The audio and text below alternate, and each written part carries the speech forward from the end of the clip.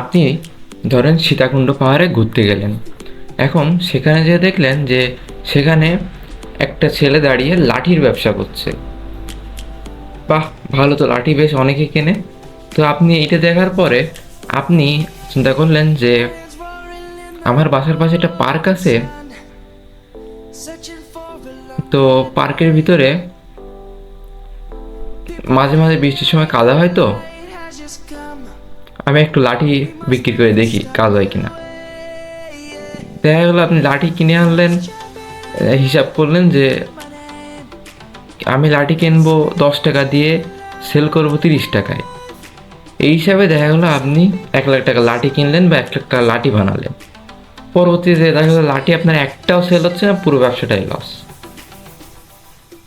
তো এটা বলার মেন উদ্দেশ্য হচ্ছে কি যে আপনি ধরেন কোনো একটা জায়গাতে দেখলেন যে একটা বিজনেস চলতেছে, অনেক ভালোভাবে একটা বিজনেস চলতেছে।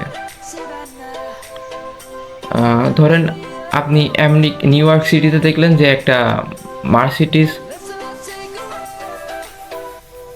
একজন বেচতেছে, তো তার হিউজ পরিমাণ মার্সিডিজ সেল হচ্ছে।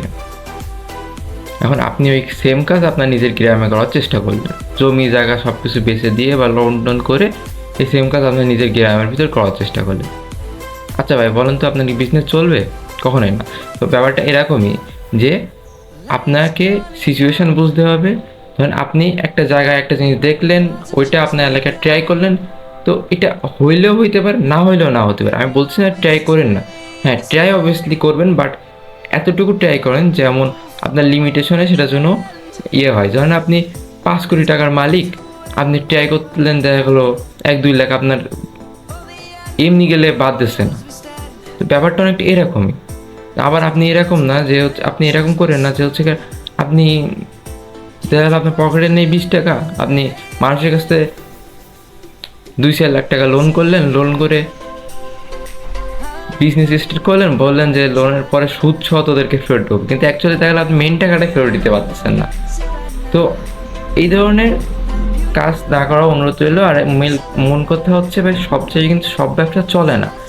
প্রত্যেকটা জিনিস করার আগে একটু হিসাব নিকাশ করার অনুরোধ রইল। ধন্যবাদ।